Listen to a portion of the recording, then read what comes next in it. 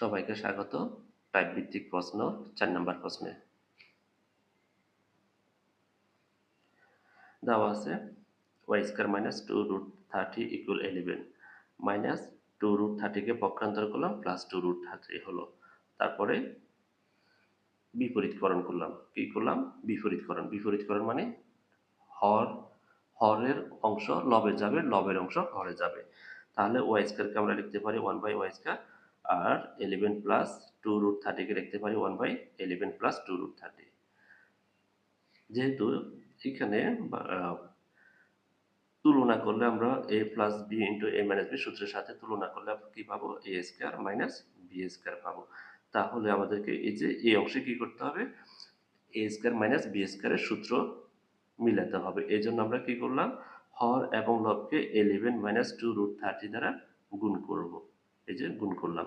তাহলে গুণ করলে কি হবে? উপরে 1 এর সাথে গুণ করলে 11 মাইনাস 2√30 থাকবে, আর নিচে a plus B into a minus B সূত্র অনুযায়ী a square minus B square. তাহলে 11 নিলে কি হবে? 11 স্কয়ার মাইনাস সূত্র অনুযায়ী মাইনাস 2√30 হোল স্কয়ার। 11 কে বর্গ করো 121, 2√30 কে বর্গ করো 2 দুগুণে 4, স্কয়ার রুটে কাটা যাবে 30, 30 কে 4 দ্বারা গুণ করলে 120। তাহলে আমরা পাচ্ছি 1/y স্কয়ার, আমরা কি পাচ্ছি? 1/y স্কয়ার সমান 11 মাইনাস 2√30 বাই 121 মাইনাস 120। তাহলে 121 থেকে 120 বিয়োগ করলে কত থাকে?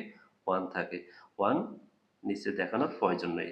তাহলে আমরা পেয়ে যাব সরাসরি কি পাবো? 1 মাইনাস ওয়াই স্কয়ার সমান 11 মাইনাস 2√30। ঠিক আছে? এরপরে আমরা কি করলাম?